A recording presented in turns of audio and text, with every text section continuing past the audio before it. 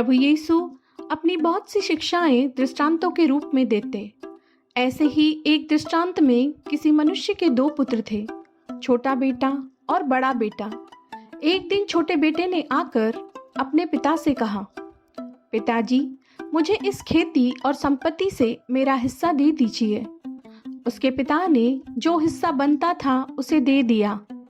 उस छोटे बेटे ने अपने भाग की सारी संपत्ति इकट्ठी की और दूर देश चला गया।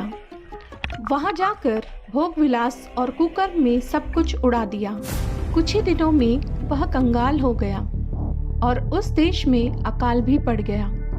अब छोटे बेटे के पास कोई भी काम नहीं था और खाने के लिए भोजन भी नहीं। वह लोगों से काम मांगता, लेकिन उसे किसी ने कोई काम नहीं दिया।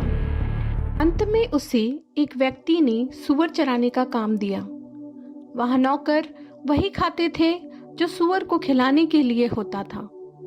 उसे इतनी भूख लगी कि वहाँ सूअर को खिलाने वाली फलियों को ही वो खाना चाहता था। उस समय वह बड़ा ही निराश होकर बैठ गया।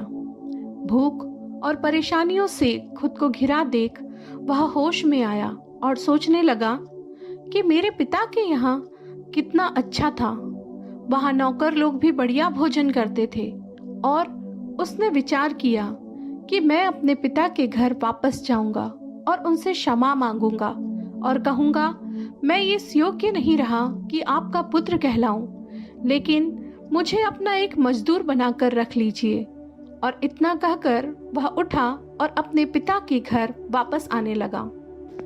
वह अपने पिता के घर से अभी दूर ही था कि उसके पिता की आंखों ने उसे पहचान लिया और उसकी ओर दौड़कर उसे गले लगा लिया। बेटा रो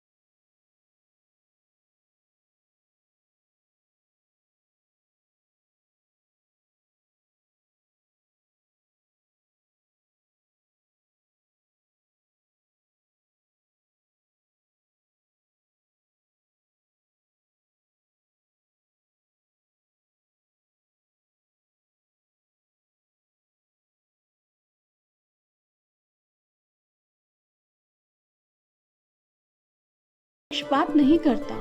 यदि मैं वापस जाऊंगा तो अवश्य मुझे स्वीकार करेगा और मुझे क्षमा भी करेगा।